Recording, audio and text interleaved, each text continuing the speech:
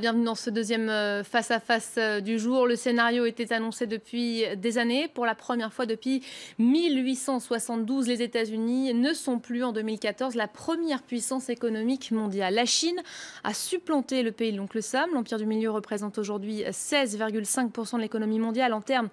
Et c'est là toute la précision de pouvoir d'achat réel devant les 16,3% américains. On va revenir évidemment sur ces résultats. Alors que signifient au juste ces chiffres? Sont-ils justes? Induisent-ils la fin de près de 2 siècles de suprématie américaine? Et surtout, ce rapport de force est-il prévu pour durer? Autant de questions auxquelles on va tenter de répondre ce soir dans ce deuxième face-à-face. Avec nous en plateau pour nous éclairer, Claude Meyer, bonsoir. Vous êtes professeur à Sciences Po, spécialiste de l'Asie, auteur de Chine, banquier du monde aux éditions Fayard. Merci d'être avec nous. En face de vous, Pierre Picard, bonsoir. Vous êtes docteur en géopolitique, spécialiste de la Chine contemporaine, auteur de La Chine dans 20 ans et le reste du monde aux éditions Fabre. On va peut-être revenir tout d'abord, c'est de l'économie, il faut expliquer ces chiffres, essayer de les vulgariser le mieux possible pour que tout le monde puisse comprendre cela de façon concrète.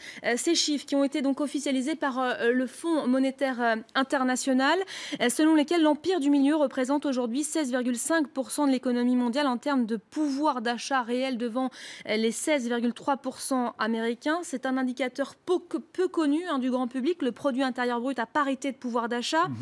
Claude Meyer, dans les faits, qu'est-ce que ça signifie? Alors effectivement, il y a deux méthodes, et vous faites très bien de le rappeler, il y a deux méthodes de calcul de la puissance d'un pays par rapport aux autres. La première méthode, c'est ce qu'on appelle les taux de marché, c'est-à-dire le taux auquel les devises sont achetées sur le marché international. Le second, c'est de prendre et de comparer les pays en fonction du pouvoir d'achat de la devise dans le pays concerné.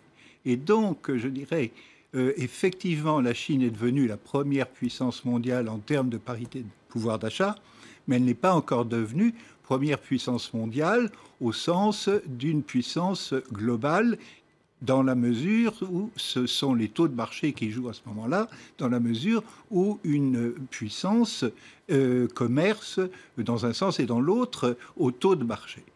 Cette seconde, cette deuxième méthode, donc celle des taux de marché, on estime que ce sera vers 2020-2025 que la Chine, effectivement, deviendra la première puissance. Alors là, incontestablement, au taux de marché. Ça veut dire aujourd'hui qu'on a comparé des choux et des carottes, le yuan et le dollar. On ne peut pas s'acheter un café au même tarif à New York bien évidemment, et à Pékin. Bien évidemment, on ne peut pas forcément comparer un pays comme les États-Unis ou une entité comme l'Europe avec la Chine. Donc il y a des pouvoirs d'achat d'ailleurs en Chine, puisque à Pékin ou à Shanghai, on a un pouvoir d'achat qui n'est d'ailleurs pas le même dans les provinces chinoises. Donc c'est valable pour nos régions. Ce que l'on peut dire en tout cas aujourd'hui, c'est que les prévisions qui tendaient à montrer que la Chine serait la première puissance économique peut-être d'ici 2030 ou 2040, eh bien, elles sont largement devancées du fait notamment de la crise économique et financière mondiale que nous subissons aujourd'hui. Et si effectivement, il faudra encore quelques années pour que la Chine devienne la superpuissance qu'elle va devenir, aujourd'hui, effectivement, ces indicateurs semblent nous montrer que, eh bien oui, le monde bascule bien de l'Est à l'Ouest et que la Chine, qui a encore des progrès, des réformes à faire, est effectivement la superpuissance de demain. Mais sur ce résultat qui a été publié cette semaine, est-ce qu'il est crédible? Est-ce qu'il faut le prendre au sérieux? Ou est-ce que c'est juste sur le papier? Parce qu'il y a d'autres problèmes. Pour que le chiffre soit crédible, cela suppose que les organismes statistiques utilisent les mêmes méthodes comptables pour calculer le PIB. Alors là, ce n'est pas le cas. Certains disent que le PIB chinois a été surévalué. Non, je pense plutôt de mon côté, et je reviens de Chine où j'ai circulé pendant plusieurs jours, on pourrait presque dire que le PIB chinois est pratiquement sous-évalué. Quand on voyage en Chine aujourd'hui, des grandes capitales provinciales aux campagnes, on voit que le pays est en plein développement, en plein essor. Donc généralement, quand on annonce un PIB de 8% ou de 7%, on aurait plutôt tendance à croire qu'il y a une partie des chiffres qui ne correspondent pas à la réalité, mais non pas en deçà, mais au-delà. Vous êtes d'accord avec ça, Claude Meyer? Pas vraiment. Pour répondre PIB sous-évalué vraiment à votre question, je crois qu'il faut prendre les chiffres. hein, c'est un peu technique, mais en parité de pouvoir d'achat, on a donc un PIB de la Chine qui est de 16 trillions de dollars contre un petit peu moins pour les États-Unis. Mais au taux de marché, on a un PIB de la Chine qui est de 9,5 contre 17 pour les États-Unis. Les deux ne sont pas contradictoires. Elles expriment ce que disait M. Picard à l'instant, celle du pouvoir d'achat, à savoir que un Chinois à New York avec 10 yuan, il va acheter un hamburger, et qu'à Pékin, il en achètera 2. Voilà, ça exprime cela. Ça veut dire effectivement qu'il faut quand même attendre, me semble-t-il, 2022-2025 pour dire que vraiment, incontestablement, la Chine est la première puissance au monde économique. Mais ça indique, comme M. Picard l'indiquait, que les prévisions sont remplies même en avance, et que, d'une certaine façon, si on prend un peu de recul par rapport à ce problème technique, je dirais, ça n'est c'est parfaitement logique, parce que ça met fin à une parenthèse pratiquement de 2 siècles. La Chine était la première puissance mondiale jusqu'au début du 19e siècle. Et c'est d'autant plus logique, il faut regarder... C'est un retour au passé, donc là, ce que vous êtes en train de dire. En mais quelque sorte. Vers l'avenir, parce que l'avenir va être aussi, alors là, ça peut faire partie des faiblesses de la Chine, ça, on peut peut-être en parler, l'avenir, c'est la technologie, un certain nombre de choses. Mais d'une certaine façon, c'est parfaitement logique en fonction des facteurs de croissance dont dispose la Chine par rapport aux États-Unis.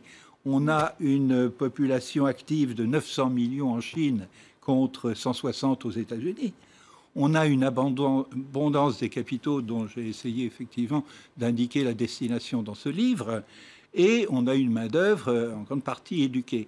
Voilà donc tous les éléments. On n'est pas sur la même base démographique. On n'est pas du tout sur la même base démographique, puisqu'effectivement, on n'est pas loin du 1,4 milliard presque de Chinois. Voilà.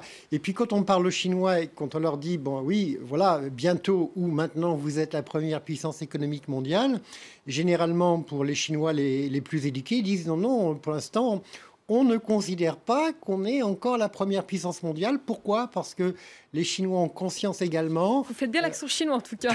Les Chinois ont conscience, effectivement, qu'ils ont des progrès à faire dans toutes sortes de domaines, en matière de technologie, en matière scientifique, et là, ils avancent effectivement très vite, mais également en matière d'environnement. Et pour eux, ils considèrent que, y compris le PIB par habitant, c'est important, et que donc, ils seront véritablement surtout une grande puissance et un modèle pour le monde lorsqu'ils auront évolué sur d'autres chiffres que l'économie. Ça, c'est intéressant. Les Chinois eux-mêmes n'ont pas cette impression d'être numéro un, en tout cas de le devenir prochainement, qui vont le devenir prochainement. Non, dans la mesure où ils ne se sentent pas prêts, ou peut-être ne veulent-ils pas prendre des responsabilités mondiales à la hauteur de la puissance de leur économie.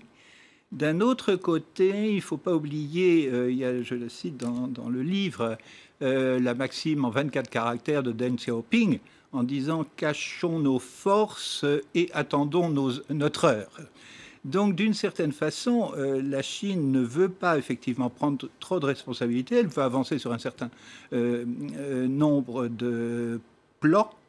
Il reste une énigme dont on va peut-être reparler.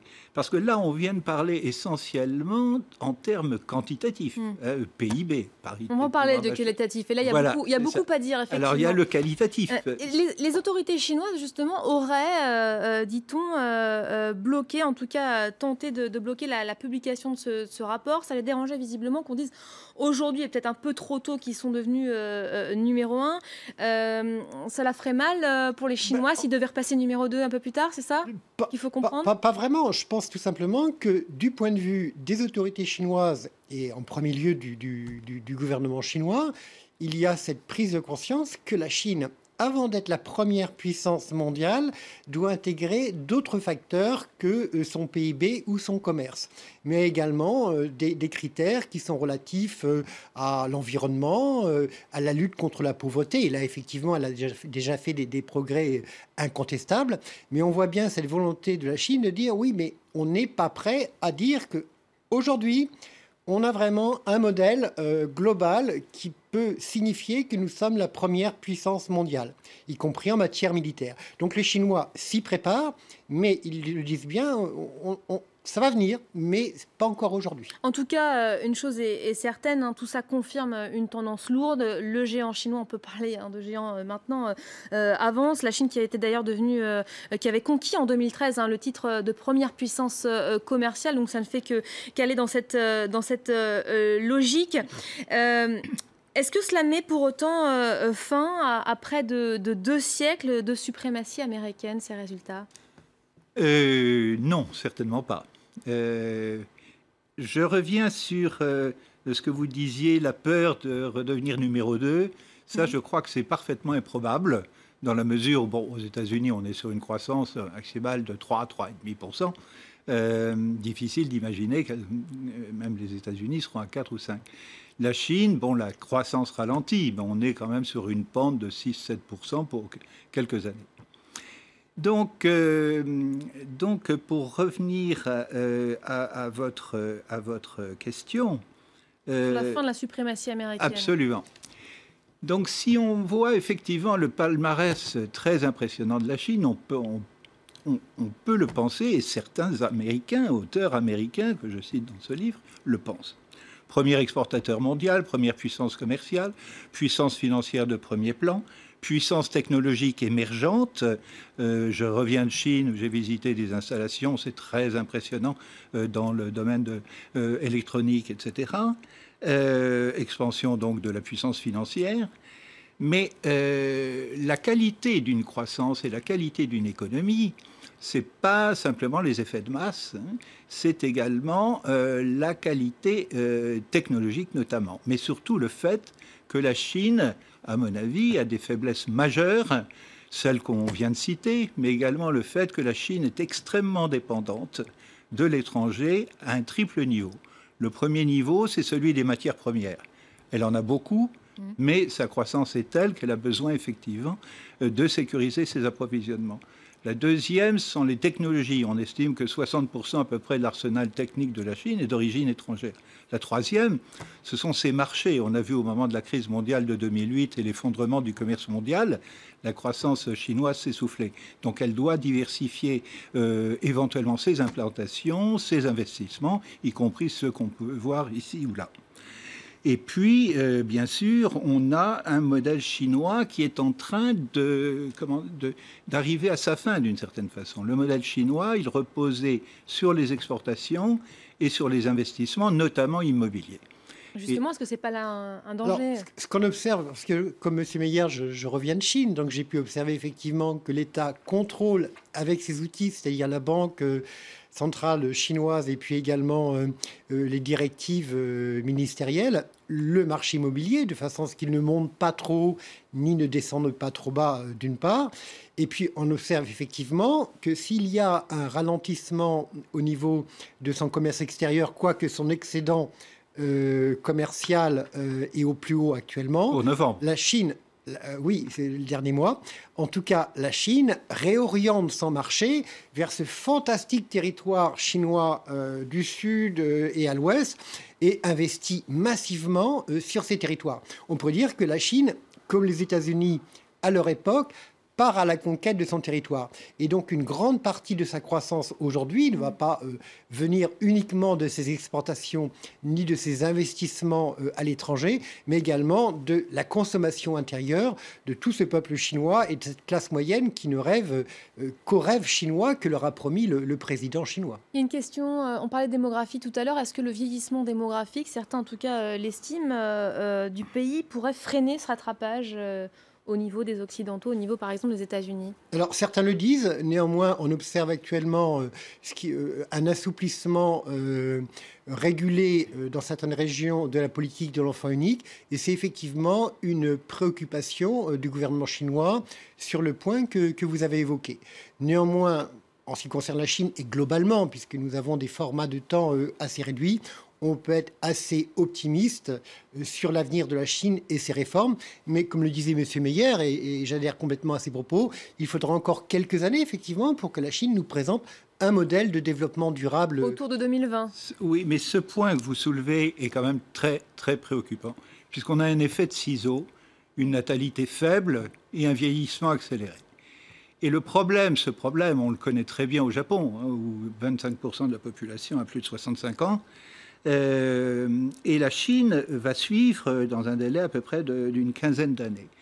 Mais la Chine est beaucoup moins préparée que le Japon et que nos pays à ce phénomène. Pourquoi ? Parce que le système dit du bol de riz, comment c'est ? Le bol de riz, le bol de fer, hein, c'est ça, où chaque ouvrier recevait finalement gîte et couvert sous l'ère maoïste, a disparu dans les années 80. Et que la protection sociale est minimale ou inexistante, notamment dans les campagnes.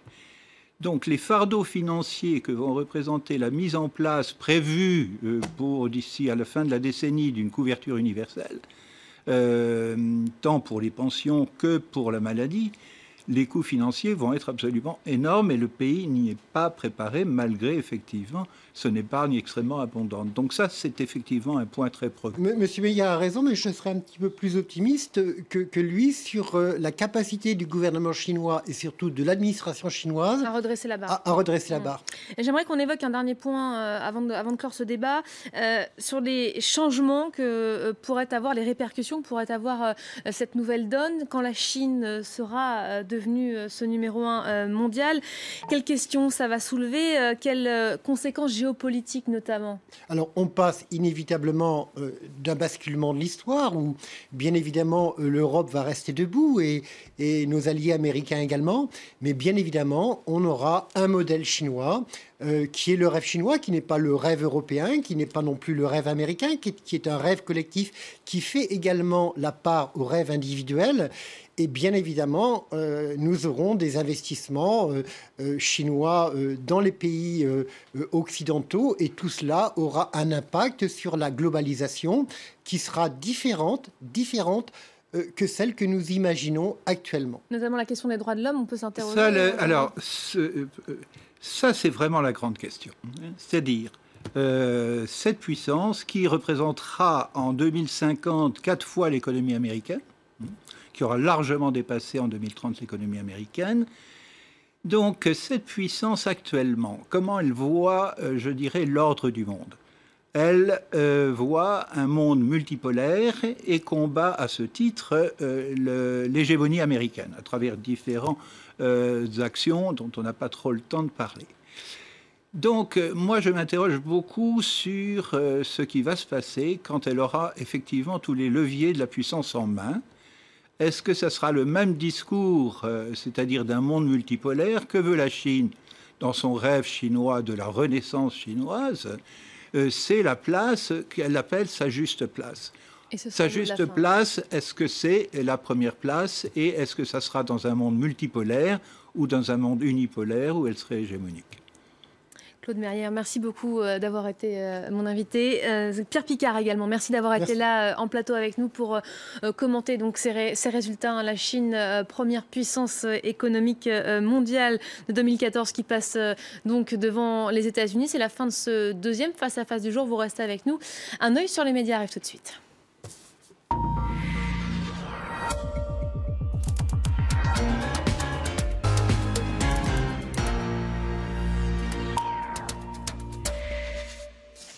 Et l'actualité internationale vue et commentée par La Toile, un œil sur les médias présenté par Karim Yaoui. Bonsoir Karim. Bonsoir à tous. On va commencer par prendre la direction du Pérou. Le gouvernement est furieux contre Greenpeace. Alors furieux à cause de cette image qu'on découvre ensemble sur un site archéologique célèbre, le site de Nazca, où on découvre ces lignes en forme de colibri. Alors c'est un site célèbre parce que ça reste une des grandes énigmes de l'archéologie. Eh bien Greenpeace a déployé des lettres jaunes pour faire passer un message, un slogan. On pouvait lire « Il est temps de changer, l'avenir est renouvelable ». Alors ça a mis en colère le gouvernement péruvien parce que ce site est inaccessible, même au président, sans autorisation, qu'il faut théoriquement porter des chaussures spéciales pour éviter d'abîmer le relief. Ce n'est sans doute pas ce qu'ont fait les militants de Greenpeace. Et évidemment, ça a créé un bad buzz pour cette organisation non gouvernementale. Les photos ont fait le tour des réseaux sociaux. Et c'est vrai qu'on pouvait lire beaucoup de messages très critiques. Alors, voici une image d'un petit peu plus près au moment où ils étaient en train de déployer leur slogan sur ce site. Je vous le disais, sur Twitter, les messages étaient plutôt hostiles. Pauline évoque le fait que Greenpeace a sans doute franchi une ligne qu'il ne fallait pas franchir. Ce tweeto évoque aussi un acte stupide de la part de Greenpeace. Et puis cet autre internaute français, lui, compare Greenpeace aux Femen lors de leur action du côté de Notre-Dame. Une façon de s'en prendre à un héritage culturel historique. Alors Greenpeace, évidemment, a fini par s'excuser avec ce tweet. Il y a à peu près une vingtaine d'heures sur le compte Twitter de l'organisation. Mais les autorités péruviennes restent très en colère contre Greenpeace parce qu'elles considèrent que ces excuses ne sont pas suffisantes. Et du côté du Pérou, on entend poursuivre ces militants qui ont foulé une terre presque sacrée en quelque sorte.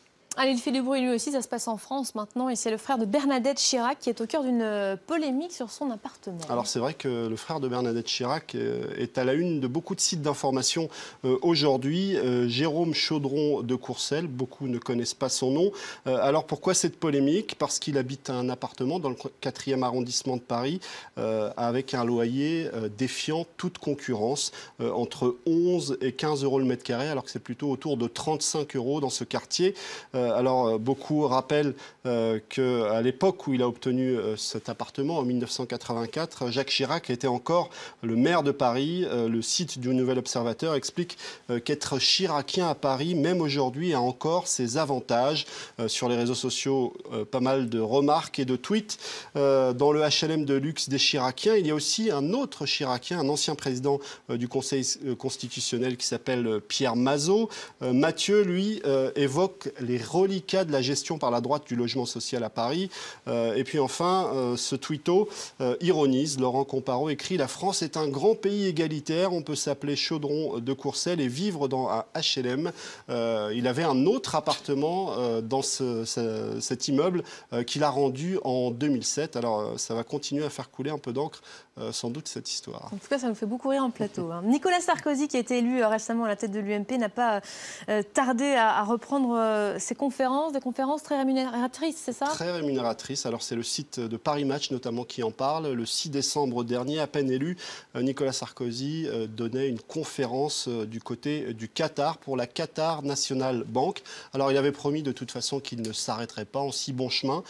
C'est sans doute ce qui lui a permis de rembourser la dette qu'il avait contractée du côté de l'UMP. En tout cas, c'est ce que certains internautes écrivaient aujourd'hui sur Twitter. Du côté du Huffington Post, on souligne que ce déplacement au Qatar intervient au moment où, du côté du Front National et du côté de Marine Le Pen, on critique de façon très virulente les investissements du Qatar en France. Alors sur Twitter, évidemment, comme à chaque fois qu'on parle de Nicolas Sarkozy, les réactions sont nombreuses. Michel Monpontet est journaliste du côté de France 2. Il écrit « Cette semaine, M. Sarkozy ne pourra pas sauver la France. Il est en déplacement au Qatar. » Cet autre tweet, celui de Florian Philippot, on vient de parler du Front National, est particulièrement virulent. À peine revenu, Sarkozy a filé chez ses maîtres au Qatar pour une conférence chèrement rémunérée, l'indépendance nationale à la corbeille. Alors évidemment, ces déplacements très juteux pour Nicolas Sarkozy vont continuer à faire couler beaucoup d'encre tant qu'il continuera de se déplacer pour ce genre d'affaires qui lui rapportent beaucoup d'argent. On va équilibrer, on va parler un peu du PS depuis l'épisode de la Chapka. Tout le monde s'en souvient. François Hollande, visiblement, se méfie des photos. On redécouvre cette image de François Hollande qui a fait le tour des réseaux sociaux. Il y a eu énormément de détournements. Alors, il y avait eu des précédents avec d'autres. Il y avait eu des précédents, mais pour certains d'entre eux, Twitter n'existait pas. Alors, le site du Huffington Post souligne que depuis le Chapka Gate, eh bien, François Hollande se méfie. Alors, il est allé rencontrer la garde républicaine ce 9 décembre et il a plaisanté en expliquant que lorsqu'on lui a présenté un casque à plumes, il n'allait pas le mettre sur la tête parce qu'il savait exactement ce qui allait se produire un petit peu plus tard sur les réseaux sociaux. Malheureusement pour François Hollande, même lorsqu'il refuse, et voilà, il y a une photomontage qui existe, François Hollande avec le chapeau de la garde républicain, ça pouvait donner ça. Ah bah forcément, c'était attendu. Merci, c'est le mot de la fin. Merci beaucoup. Karim Yaoui, c'était un œil sur les médias. Merci à mes invités donc ce soir pour ce débat sur la Chine. C'est la fin de ces 2 heures d'infos, la fin de ce Paris Direct. Vous restez avec nous, l'info continue sur France 24.